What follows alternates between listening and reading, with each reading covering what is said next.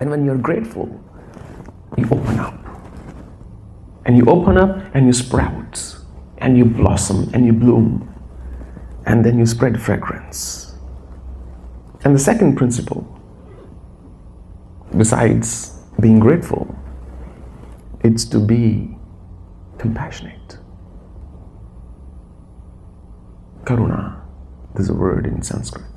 Compassionate.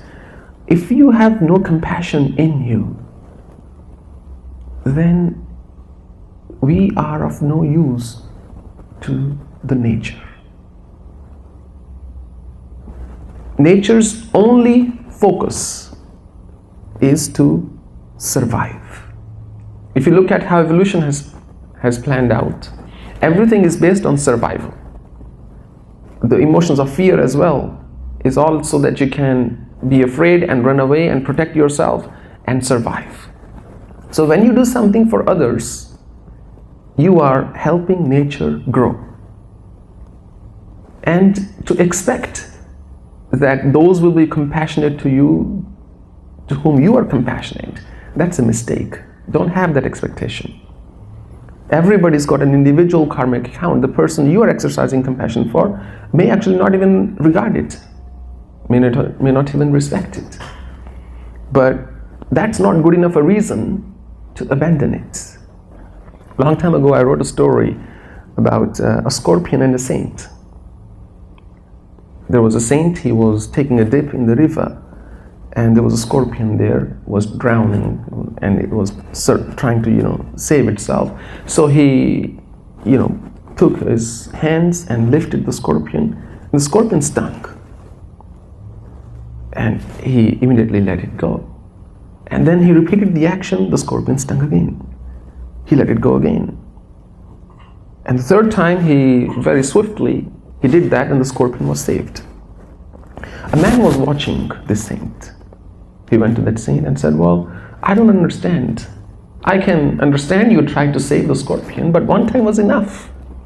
If it doesn't want to listen to you, let it go, let it die. What do we care?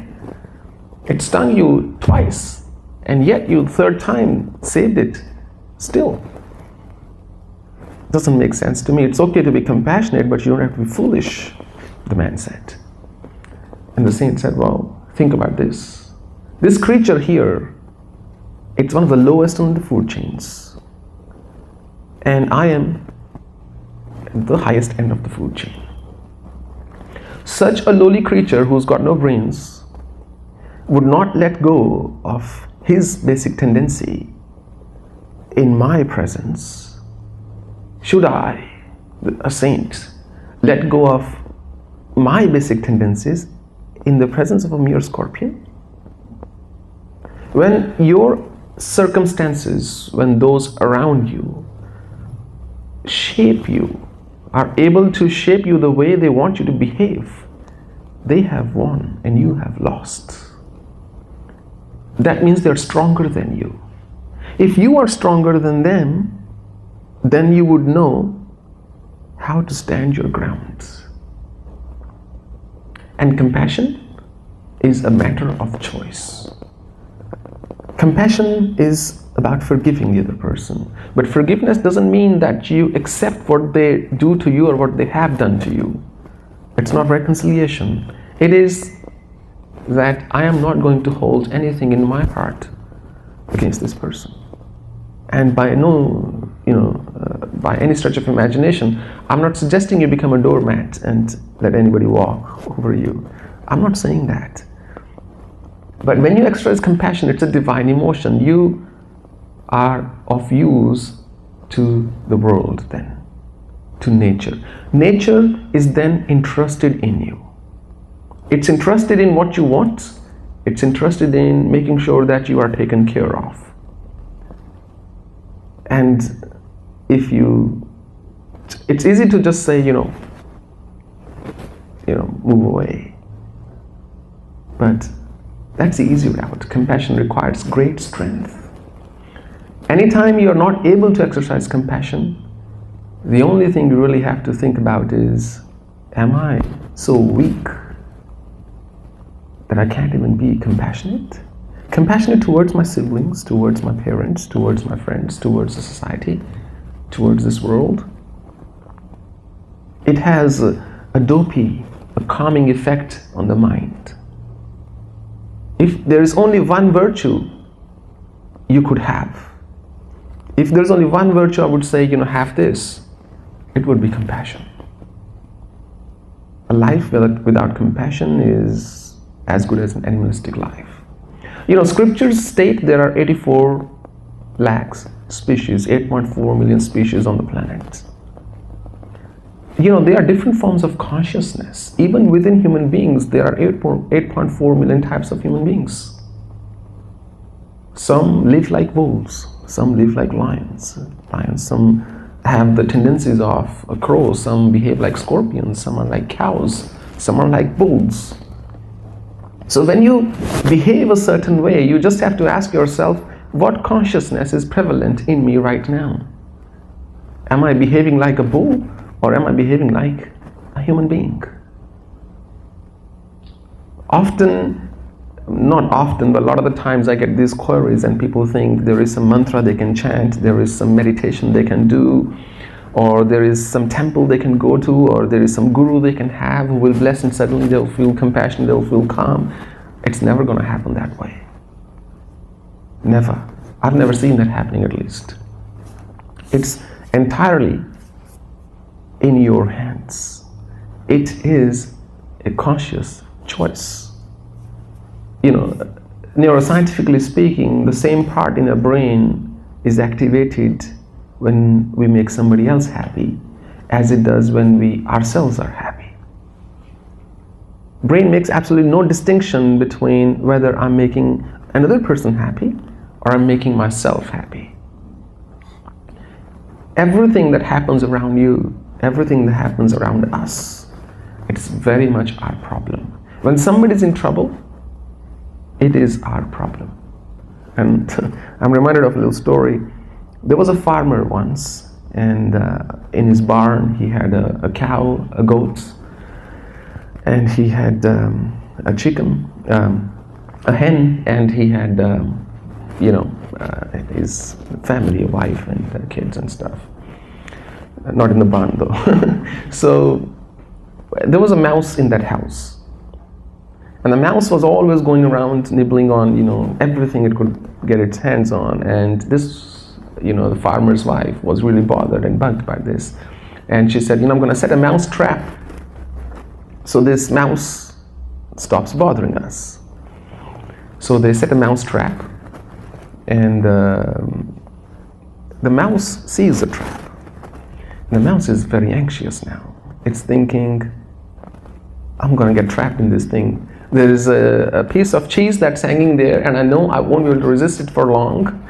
It's only a matter of time before I end up in that trap. So it goes running to the hen and says, can you save me? Can you do something? There's a trap there. And the hen says, well, it's not my problem. What do I have to worry about a mouse trap? You be careful, there's nothing I can do. And he goes to the goat and said, goat, can you please just stamp your foot on this trap and crush it, because I'm going to get trapped, I'm going to get killed. And the goat says, oh, I'm really scared of a mouse trap. I don't really care. The goat said, it's not my problem. And the mouse goes to the cow and says, well, you're the biggest one around here, and there's a trap set in the house. Can you please, crush it and get rid of it? The cow said, well, it's not my problem, is it? Well, it's your problem, you go figure out a solution. This is what's happening in the world all the time. We are so worried, so concerned about our own problems all the time that we don't want to take time out to solve anybody else's problem. But you always have time to solve it. Out of 24 hours, you give 8 hours to the employer. They pay you, sure, but sometimes you give 9 hours, sometimes you give 10 hours. You take time out for things that matter to you. Similarly, the same thing happens with compassion. If it matters to you, nature will provide you with the resources adequate, sufficient enough so you can exercise it. So here the mouse is really worried, and it's praying, for its life. And that night, a snake gets trapped in the trap accidentally. And as soon as the trap closes, his wife hears, and she goes running to the trap, thinking it's a mouse, and she accidentally steps on the tail, and the snake bites. And now there is venom in her body. And the farmer rushes her to the hospital, to the doctor. It was a small village. She had no medical insurance. And the doctor said, well, how will you pay me my fee? And the man said, look, I'm a poor farmer, and I've already invested this season's money in the ground. So I can only pay you after the harvest. The doctor said, not good enough. There must be something you can do for me. And he said, well, could I give you some food? He said, okay, what can you give? And he's thinking, what can I give? He said, some rice. I'm not interested in rice. But I love chicken, the doctor said. He said, I've got a hen. I'll happily give it to you. So the doctor takes the hen, and you know what happened next. So the hen was dead. And it wasn't hen's problem, but it became its problem. And the goat is still there, the cow still there. The farmer goes back to the home, and the wife doesn't feel well. She becomes ill, and the farmer goes to a local shaman and says, oracle, what can we do? Medicine's not working. They says, well, if you sacrifice a goat, and I'm sure your wife will be totally fine. And the farmer says, well, I have a goat. I can do that much for my wife. And he takes the goat. The goat is sacrificed, but the wife still dies. And now all the relatives come to the house, and what to do, how to feed them. It's a big event, funeral, so he has to sell the cow as well. So in that house, only two creatures are left, the farmer and the mouse. Everybody else ends up dead. Everybody else ends up dead. We don't know in the equation of this life whether you are the farmer, the mouse, the cow, the goat, or the hen. But it doesn't matter who you are. It helps to be responsible. It helps to take care of those around us. Somebody wrote Mahatma Gandhi a letter, and when the letter was delivered, a person was sitting next to him. He read the letter. It was a 2-page letter. He took out a pin, put it aside, crumpled the letter, and threw it in the trash can. And this man said, I don't understand. Somebody just sent you a letter. That person gave time, and you so cruelly crumpled it and threw it in the bin. And Gandhi said, well, it was all full of abusive language. The letter, the person was hurling abuses at me, and there was nothing nice in it. He said, well, then why did you take all the time and go through the effort of taking the pin out? Why didn't you just throw the whole thing? I don't understand that aspect of your actions. Gandhi said, well, I have kept what I will reuse. The thing that matters to me, the only useful thing in the letter, I've kept. What I didn't want to use, I've thrown it. When the world is writing you letters, whether you're those, everybody around you basically, it's a choice whether you accept it or reject it. Sometimes compassion is in rejection. Sometimes ignoring the other person is compassion. Because if you accept what they say about you, then you might feel agitated. Sometimes compassion is simply that I have opened both my ears in through one and out through the other. Compassion is not about preaching the other person or about trying to change them. In fact, the only person you can really change is yourself. That too if you're very lucky and if you're very persistent. Because the hardest to change is ourselves again.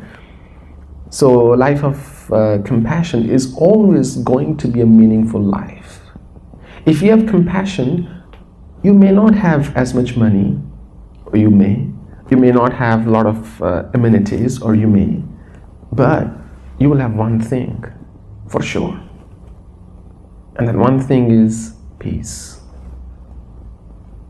You will not struggle to sleep.